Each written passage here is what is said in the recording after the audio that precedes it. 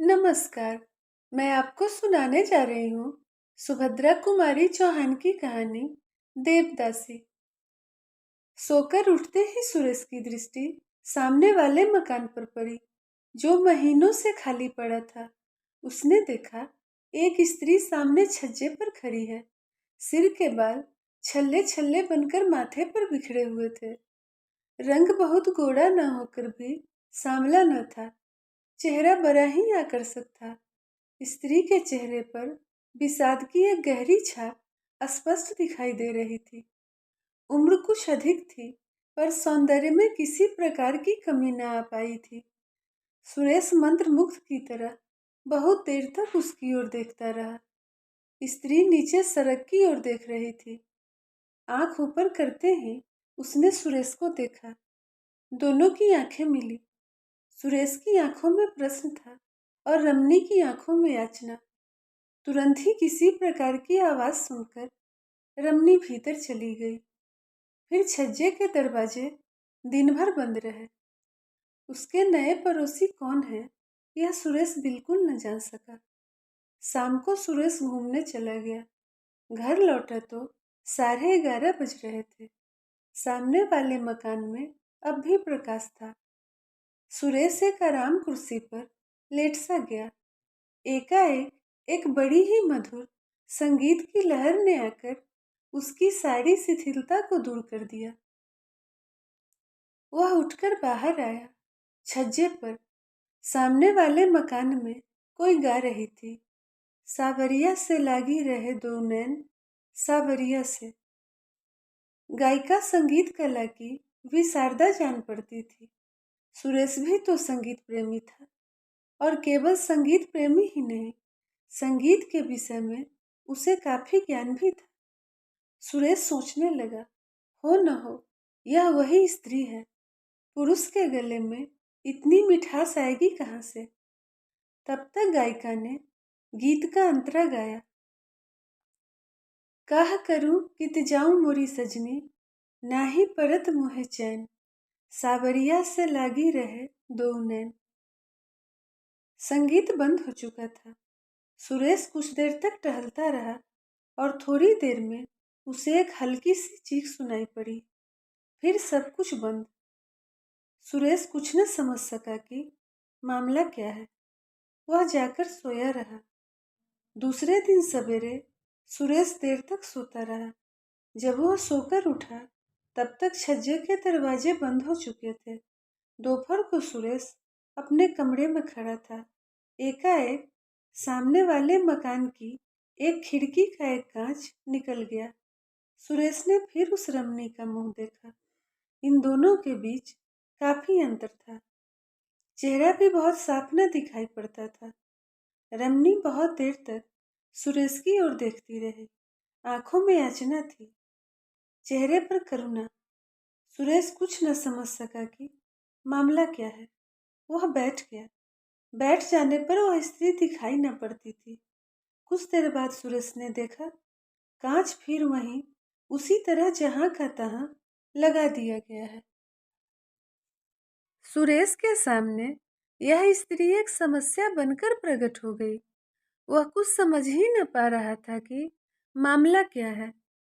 रमनी न तो कुलवधू सी जान पड़ती थी, न निर्लज बेश्या ही। वह सुरेश की ओर देखती थी जरूर, पर वासना की लपट उन आंखों में नहीं थी। उन आंखों में विषाद के साथ याचना जरूर साफ साफ दिखाई पड़ती थी। यह भी साफ साफ जान पड़ता था कि जैसे वह सुरेश से कुछ कहना चाहती हो, पर अवसर न मिलने के कारण न कह पाती हो। सारे दिन सुरेश इन्हीं गुत्थियों में उलझा रहा और शाम होते ही घूमने चला गया। सुरेश ने सोचा, दूसरों की चिंता में क्यों वह अपना समय खराब करे। उसने अपने जी को बहुत समझाना चाहा, किंतु पहेली के रूप में वह स्त्री बार बार उसके नेत्रों के सामने आ जाती थी। सुरेश बहुत रात गए लौटा। सोने की तैयारी कर रहा था कि सामने वाले छत पर उसे कुछ बातचीत सुनाई पड़ी। रात की नीरवता में सुरेश ने साफ साफ सुना। कोई कह रहा था, तो तुम सीता सती हो। बस यही, या उस मंदिर में भी जहाँ हजारों को रिझाने के लिए तुम्हें नाचना और गाना पड़ता है। सीता सती न होकर भी मैं दुराचारनी नहीं हूँ। सुरेश ने सुना। स्वर रमनी का था और आपकी बात मुझे किसी भी तरह मंजूर नहीं। यदि आपने मेरे ऊपर अपनी ताकत आजमाई तो मैं चिल्लाऊंगी। रमनी तेजी के साथ बाहर छज्जे पर निकल आई। अपनी छत पर खड़ा सुरेश बैठ गया। रमनी के साथ साथ उससे बातचीत करने वाला युवक भी बाहर आ गया।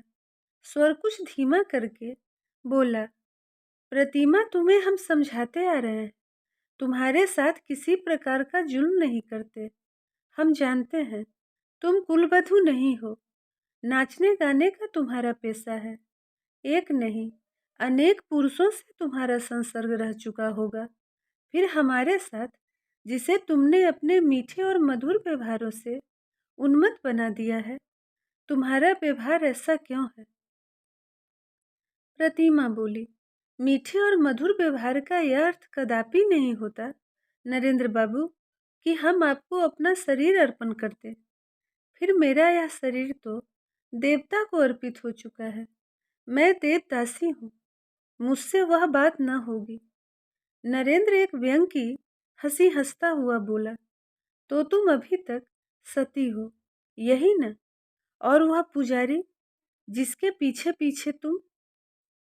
प्रतिमा बात काटते हुए बोली, बस बस रहने दीजिए। आप पुजारी जी का नाम न लीजिए। वे मेरे पिता के तुल्य हैं। वे बहुत सीधे हैं। अगर वे सीधे न होते तो आप मुझे वहां से धोखा देकर ला भी न सकते थे। नरेंद्र का नशा इस समय जोर पर था। वह क्रोध से बोला, मैंने उन्हें धोखा दिया है या तुमने मुझे उल्लू बनाना चाहा है? साफ साफ कहो, क्या तुम्हारी खुद की इच्छा न थी मेरे साथ घूमने चलने की? प्रतिमा बोली, घूमने जाना दूसरी बात है और घूमने के बहाने भाग जाना दूसरी बात है। आपने पुजारी जी से नहीं कहा था कि शाम होने से पहले लौट आएंगे? नरेंद्र ने कहा, ओहो, इतनी भोली तो न बनो। तुम नहीं जानती थी कि हम लोगों ने घूमने की बात क्यों की है? तुम बड़ी नीच हो। सब कुछ तुम्हारे ही कारण हुआ है। तुम अब मुझे ही बेवकूफ बनाना चाहती हो।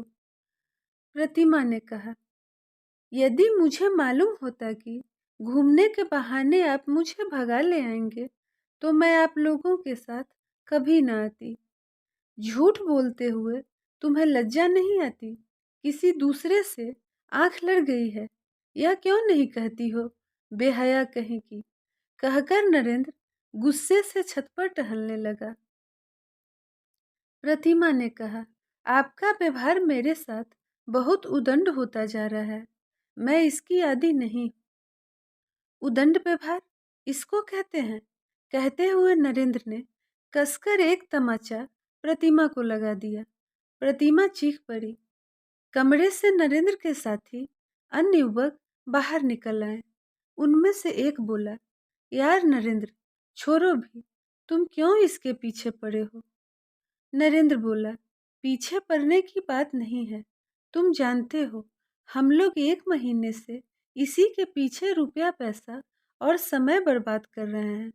कुछ मेरा अकेला अनुमान भी नहीं, तुम्हारा सभी मित्रों का अनुमान था कि यह हम लोगों के साथ भाग जाना चाहती है। तभी तो हम लोगों ने इसे वहां से निकाला। नहीं तो औरतों को भगाना कोई हमारा पेशा थोड़े ही है। अनुमान गलत भी हो सकता है, एक तीसरे ने कहा, जिसे अनायास ही प्रतिमा से कुछ सहानुभूति हो गई थी। तुम लोग बेवकूफ बन सकते हो, पर मैं न बनूंगा। मैं अभी इसे सीधी किए देता हूँ। ऐसा कहते हुए नरेंद्र ने प्रतिमा के पास आकर कहा, यह रोना किसे सुना रही हो? अब कोई तुम्हारे नखरों को देखकर धोखा नहीं खा सकता। तुम्हारी जात ही ऐसी है। उल्लू फंसकर रखने में तुम लोग अपनी विजय समझते हो, पर हम वह उल्लू नहीं है कि फंस जाए। पहले तुम्हें फंसा देंगे, बाद में हम फंसेंगे। प्रतिमा ने कहा, ठीक है, आपकी कैद में हूँ, जो चाहे आप कर सकते हैं। पर मैंने आप लोगों को पढ़ा लिखा सभ्य पुरुष समझा था। मैं क्या जानती थी कि पुरुष के रूप में आप राक्षस हैं। हम राक्षस हैं। नरेंद्र ने दूसरा तमाचा प्रतिमा को जड़ दिया। और तुम देवी हो, बदजात कहीं की। मंदिर का राय रत्ती हाल जिसे न मालूम हो, उसके सामने अपने सतीत्व का ढोंग रचना। यहाँ पहले ही सब कुछ जान लिया था, तब पैर आगे बढ़ाया था। हमने कोई कच्ची गोलियां नहीं खेली है। अब सुरेश से न रहा गया, उठकर खड़ा हो गया। टॉर्च फेंकते हुए उसने कहा, आप लोगों की बात करीब आध घंटे से मैं सुन रहा हूँ। इतनी बातें सुनने के बाद इसी परिणाम पर पहुंचा हूँ कि आप लोगों ने इसको कैद कर रखा है। यह आपकी कोई नहीं, इसे आप भगा लाए हैं। नरेंद्र ने उसी क्रोध के स्वर में कहा, हमारे आपस के झगड़े में पड़ने वाले तुम कौन हो? सुरेश बोला, मैं एक मनुष्य हूँ जो मनुष्यता का बर्ताव करना चाहता है। यदि आप लोगों ने मेरे साथ दूसरी तरह का बर्ताव किया तो फिर मुझे पुलिस का आश्रय लेना पड़ेगा। मामला पुलिस तक गया। वे चारों व्यक्ति जमानत पर छोड़े गए। प्रतिमा को उसकी इच्छा अनुसार सुरेश के साथ छोड़ दिया गया। सुरेश उसके मंदिर के पास पहुंचा देना चाहता था, परंतु प्रतिमा उसी रात में बीमार हो गई और लगातार 1 महीने तक बीमार रही। बीमारी से अच्छे होने के बाद अस्पताल से लौटकर प्रतिमा सुरेश की अतिथि हुई। एक दिन सुरेश बोला, अब आपको मंदिर पहुंचाना पड़ेगा, किंतु आपने अब तक यह नहीं बताया कि आप इन लोगों के चंगुल में कैसे फंस गई। प्रतिमा बोली, गुजरात के देहाती इलाके में दुर्गा देवी का एक बड़ा प्राचीन मंदिर है। मंदिर से लगी हुई बहुत सी जायदाद है, जिसकी सालाना आमदनी 30,000 के करीब होती है। उसी मंदिर की मैं देवदासी हूँ। माता पिता ने मन्नत मांगी थी कि यदि संतान होगी तो कन्या संतान देवता की भेंट चढ़ा देंगे। मैं उनकी दूसरी संतान हूँ। 5 वर्ष की आयु में वे मुझे मंदिर में छोड़ गए। मंदिर के बहुत से ट्रस्टी हैं और एक प्रधान पुजारी और कई पुजारी हैं। प्रधान पुजारी पढ़े लिखे विद्वान और बहुत नेक हैं। मंदिर की आमदनी से बहुत से छात्रों को छात्रवृत्ति मिलती है। बहुत से अनाथ और विधवाओं का पालन होता है। प्रधान पुजारी के कारण मंदिर में किसी प्रकार का अनाचार नहीं हो पाता। मेरे अतिरिक्त और भी देवदासियां हैं। मंदिर के ट्रस्टी तथा अन्य लोग देवदासियों के साथ अनाचार करना चाहते हैं, पर प्रधान पुजारी के कारण यह नहीं हो पाता था। इसलिए ट्रस्टीगण पुजारी जी से असंतुष्ट हैं। मुझे पुजारी जी ने छुटपन से ही हिंदी और संस्कृत की शिक्षा दी है। मैं मंदिर में नाचने गाने के बाद उनका लिखने पढ़ने का भी बहुत सा काम कर देती थी। वे बहुत बूढ़े हो चुके हैं। नरेंद्र वगैरह 6 आदमी एक दिन हमारे मंदिर में पहुंचे। ये लोग पढ़े लिखे सभ्य कहलाते हैं। पुजारी जी ने इनके आदर साकार का भार मुझे सौंपा। इसके बाद इन्होंने मंदिर में कुछ दिन ठहरना चाहा। आने जाने वालों के लिए ठहरने का प्रबंध वहाँ काफी अच्छा है। उसके बाद ये लोग धोखा देकर मुझे ले आए। कई जगह ले गए, कहीं 1 दिन ठहरे, कहीं 2 दिन। सब जगह मुझसे यही कहते रहे कि पुजारी जी से पूछ लिया है, पर मुझे संदेह हो गया। यहाँ कई दिन से ठहरे हुए हैं। जो कांड हुआ वह आप सब जानते हैं। सुरेश बोला, पहले पत्र लिखकर पुजारी जी से मंदिर का हालचाल पूछ लूं, फिर तुम्हें ले चलूं। प्रतिमा की भी यही राय रही। सुरेश ने पत्र लिखा और कई दिन बाद उत्तर मिला। मंदिर की एक प्रधान देवदासी के अचानक गायब हो जाने से मंदिर में बड़ी गड़बड़ी मच गई। ट्रस्टी लोगों ने प्रधान पुजारी को अलग कर दिया है। उनके स्थान पर जो प्रधान पुजारी नियुक्त हुआ है वह बड़ा अनाचारी है। अब मंदिर मंदिर नहीं, अत्याचारियों का अड्डा हो रहा है। पत्र पढ़कर प्रतिमा ने कहा, अब मैं वहां जाकर क्या करूंगी? सुरेश ने कहा, फिर अब क्या करना चाहिए? हताश सी होकर प्रतिमा बोली, मैं क्या कहूँ, आप ही जानिए। सुरेश ने कहा, मेरा तो विचार है कि आप विवाह करके किसी भले आदमी की कुलवधू की तरह रहिए। प्रतिमा चौंक पड़ी। विवाह? मुझसे कौन विवाह करेगा? और फिर विवाह की मेरी उम्र भी तो नहीं रही। सुरेश ने प्रतिमा के पास जाकर प्रेम, श्रद्धा और आदर के भाव से कहा, उम्र की बात मत कहो प्रतिमा। शेक्सपियर ने जिससे विवाह किया था उसकी उम्र उससे 9 साल अधिक थी। विवाह दो आत्माओं का मिलन है और आत्मा कभी वृद्ध नहीं होती। मैं तुमसे विवाह कर सकता हूँ।